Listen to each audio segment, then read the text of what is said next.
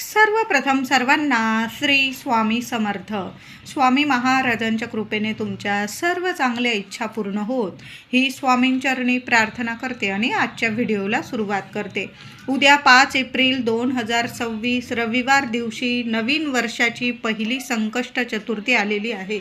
महिन्यातून 2 चतुर्थी येत असतात. एक कृष्ण पक्षातील संकष्ट चतुर्थी आणि शुक्ल पक्षातील येणारी विनायक चतुर्थी. बरेचसे लोक या दोन्ही चतुर्थीचं व्रत करता, उपवास करता. ज्यांना उपवास जमतो त्यांनी सर्वांनी संकष्ट चतुर्थीचा उपवास जरूर करायचा आहे. मोठी संकष्ट चतुर्थी आहे तर उद्या काही उपाय आणि सेवा आवर्जून करा. उपवास नाही जमला तरीही चालेल, पण गणपती बाप्पांची सेवा सर्वांनी करायची आहे. मुलांकडून तर आवर्जून आई वडिलांनी सेवा करून घ्यायची आहे. बघा, हळूहळू आपली मुलंसुद्धा संस्कारी होता आणि ज्या मुलांना गणपती बाप्पांची सेवा जमते ना, त्या मुलांना आयुष्यात सर्व काही गोष्टी हळूहळू जमायला लागतात. म्हणजे प्रत्येक कामात, शिक्षण असो, नोकरी असो, गणपती बाप्पांच्या कृपेने त्यांच्या बुद्धीत वाढ होते. मुलांच्या शिक्षण, नोकरीत भरभरून प्रगती मिळायला लागते आणि मुलं आपली संस्कारी बनत असतात. म्हणून गणपती बाप्पांची सेवा तर आवर्जून आपल्या लेकरांकडून सुद्धा सर्वांनी करूनच घ्यायची आहे. उद्या संकष्ट चतुर्थीला सकाळी लवकर उठायचं आहे आणि आंघोळीनंतर आंघोळीच्या पाण्यात थोड्याशा दुर्वा असतील तुमच्याकडं तर दुर्वा टाकून आंघोळ केली तुम्ही तरीही चालेल. लहान लेकरांपासून मोठ्या व्यक्तीपर्यंत दुर्वांचा हा उपाय करू शकता. अगदी 2-2, 5-5 दुर्वा आंघोळीच्या पाण्यात टाका आणि त्या पाण्याने आंघोळ करायचे आहे. गणपती बाप्पांचं नामस्मरण करा, मंत्र जपा, ओम गण गणपती नमः आणि आंघोळीचा हा उपाय करा. शारीरिक मानसिक त्रास असतील ते सुद्धा निघून जातील. कुणी विनाकारण त्रास देत असतील त्यांचा सुद्धा नायनाट होईल. शत्रूसुद्धा तुमचे मित्र बनतील असा हा उपाय आहे. त्याचबरोबर आंघोळीनंतर आपण सूर्यनारायणाला अर्घ जरूर द्या. बघा, रविवारी संकष्ट चतुर्थी आलेली आहे म्हणून तसं तर रोजच सूर्यनारायणाचं दर्शन करावं, अर्घ द्यावं, नमस्कार करून मग आपल्या कुठल्याही कामाला सुरुवात करावी. म्हणून उद्या सूर्यनारायणाला सुद्धा अर्घ द्यायचा आहे. त्याचबरोबर घरात, देवघरात असं कुठलंच घर नाही जिथं गणपती बाप्पांची मूर्ती नाही. मूर्ती छान ताम्हणात घ्यायची आहे. ओम गण गणपती नमः, ओम गण गणपती नमः मंत्र जपत राहा. मंगलमूर्ते विघ्नहरा दुरितनाशका कृपा करा. मंगलमूर्ते विघ्नहरा दुरितनाशका कृपा करा. मंत्रांचा जप करा आणि गणपती बाप्पांच्या मूर्तीवर आधी पाण्याने स्वच्छ, नंतर दुधाने किंवा पंचामृत तयार करा. पुन्हा स्वच्छ पाण्याने असा छान असा अभिषेक करायचा आहे. मंत्र जपत राहा. ज्या महिलांचं, दादांचं अथर्व शीर्ष पाठ असेल त्यांनी अथर्व शीर्ष बोलत बोलत गणपती बाप्पाला अभिषेक घालायचा आहे. मुलांना चमचाभर तीर्थ, गणपती बाप्पाला अभिषेक घातलेलं चमचाभर तीर्थ तुम्ही स्वतःसुद्धा प्यायचं आहे आणि मुलांना सुद्धा आवर्जून द्या. बघा, उद्या काळजी घ्या, रविवार आहे. बऱ्याच घरांमध्ये मांसाहार वगैरे रविवारी होत असतो. उद्या चतुर्थी आहे, नवीन वर्षाची पहिली संकष्ट चतुर्थी आहे. मांसाहार, मद्यपान होणार नाही, कुणाचा अपमान होणार नाही. तसं तर कुणाचाच अपमान कधी करू नये. कुणाच्या डोळ्यामध्ये अश्रू येईल आपल्यामुळे, कुणाचं मन दुखेल अशा गोष्टी कधीच करू नये आणि अशा शुभ तिथींना तर चुकूनसुद्धा या गोष्टी घडू देऊ नका. छान असं गणपती बाप्पाला देवघरात छान अभिषेक करून घ्या. मूर्ती स्वच्छ पुसायची आहे आणि तांदळाची रास करायची आहे. देवघरात लाल कपडा अंथरायचा आहे, त्यावर तांदळाची रास करा किंवा जास्ती दुर्वा असतील तुमच्याकडं तर दुर्वांचं आसन करा आणि गणपती बाप्पांची स्थापना करायची आहे. गणपती बाप्पाला अष्टगंध किंवा हळदी कुंकू ओलं करायचं आणि ओला गंध लावायचा आहे. नंतर महिलांनी गणपती बाप्पाला हळदी, कुंकू, अक्षता, दुर्वा वाहून पूजा करायची आहे. दादांनी सुद्धा घरातल्या प्रत्येकाने 21 दुर्वांची जुडी स्वतःच्या हाताने बनवायची आहे. महिलांनो, दादांनो, जेव्हा आपण दुर्वांची जुडी बनवतो ना, ते दुर्वांची जुडी बांधताना लाल पिवळा कलावा बाजारात तुम्हाला मिळून जाईल. लाल पिवळा कलावा धागा, रेशमी कॉटनचा धागा असतो. तो धाग्याने जर आपण दुर्वांची जुडी बांधली ना तर खूप शुभ ठरतं. बघा, लाल पिवळा कलर गणपती बाप्पाला खूप प्रिय आहे. म्हणून ह्या धाग्याने जरूर दुर्वांची जुडी बांधायची आहे. आणि गणपती बाप्पांना दुर्वांची जुडी अर्पण करताना आधी गणपती बाप्पाला हळदी कुंकू अर्पण करावं, स्वतःच्या कपाळी लावावं, उजव्या हातात ती दुर्वांची जुडी घ्यायची आहे. दुर्वांना सुद्धा थोडंसं हळदी कुंकू लावावं. 21 वेळा किंवा 108 वेळा ओम गण गणपते नमः, ओम गण गणपते नमः मंत्राचा जप करायचा आणि तुमची इच्छा बोलून गणपती बाप्पांना ती दुर्वांची जुडी चढवायची आहे, म्हणजेच अर्पण करायची आहे. एक का होईना लाल जास्वंदाचं फूल उद्या जरूर अर्पण करायचं आहे. घरात मंगल कार्य घडत नसतील, मुलं मुली मोठी झालेली असतील तर काय करायचं आहे? मुलाने करा उपाय, मुलीने करा, किंवा मुलं मुली घरी नसतील, कामानिमित्त, नोकरीनिमित्त, शिक्षणानिमित्त बाहेरगावी असतील, आईवडिलांनी ही सेवा केली तरीही चालेल. थोड्याशा 21 अक्षता मोजून घ्या किंवा अशात जरी घेतल्या थोड्याशा हातात, उजव्या हातात थोडंसं कोरडं हळदी कुंकू त्या अक्षतांना लावून घ्यायचं आहे.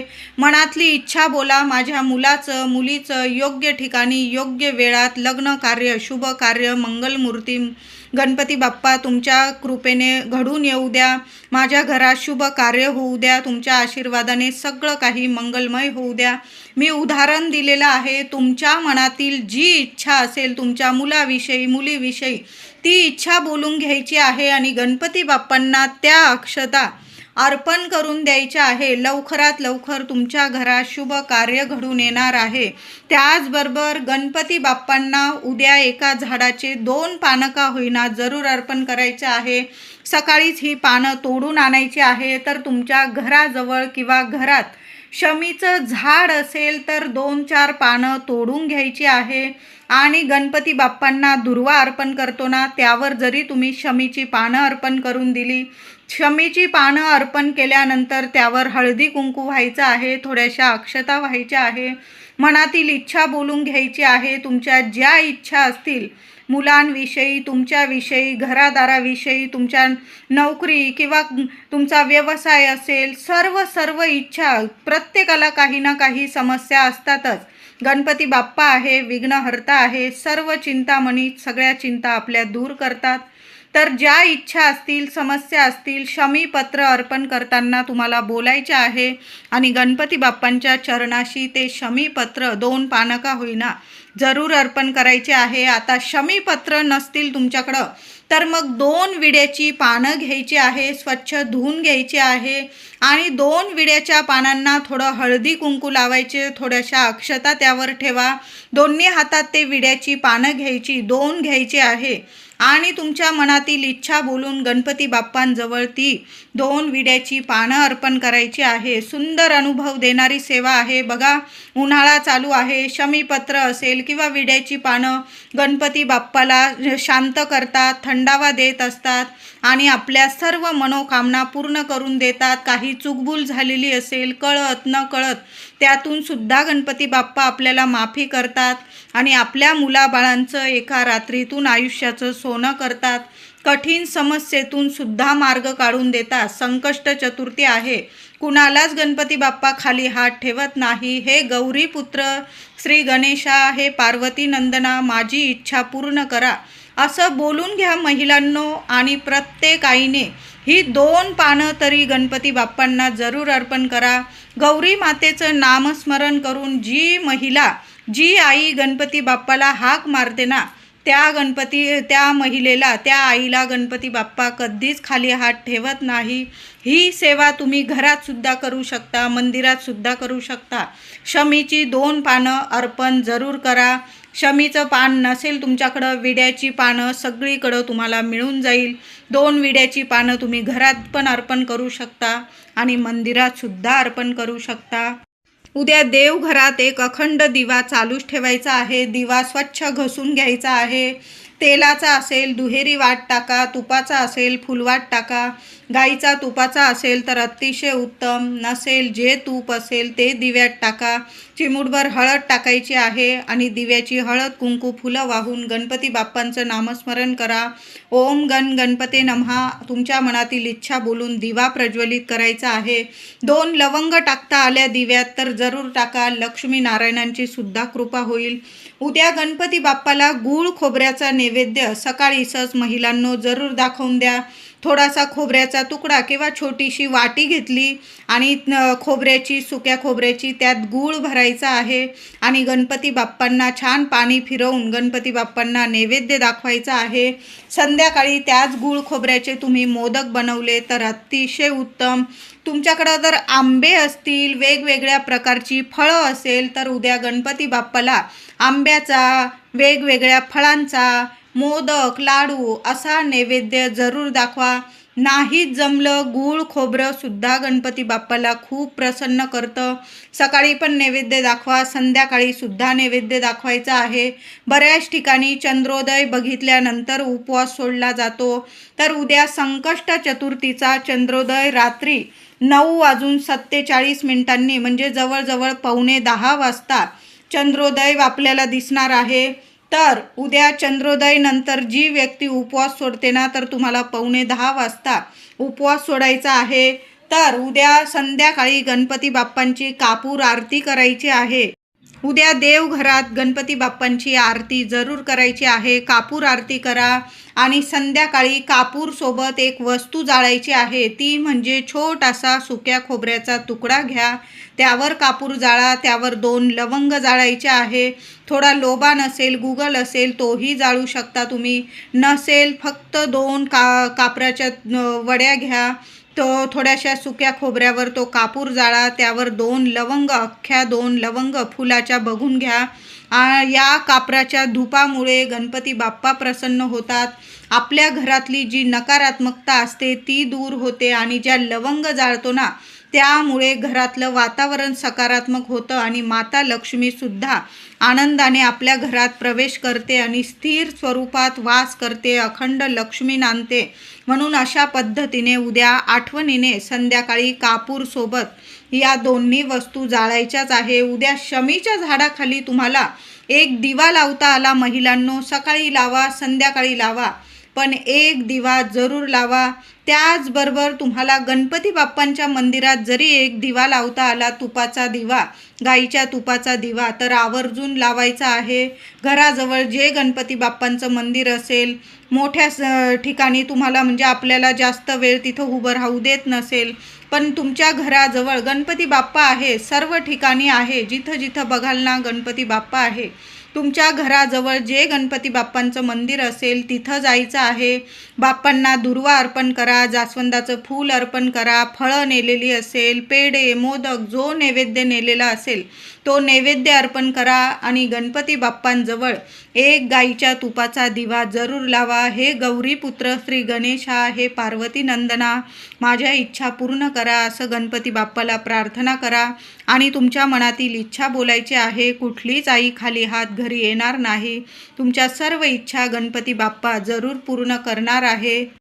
उद्या सकाळी किंवा संध्याकाळी आपल्या घरात सर्वांनी शांत बसून देवघरात दिवा अगरबत्ती लावून घ्या. आसन घेऊन बसायचं आहे आणि 11 वेळा श्री गणपती अथर्व शीर्ष फलश्रुतीसह पठण करायचं आहे. 11 वेळा श्री गणपती स्तोत्र पठण करायचं आहे.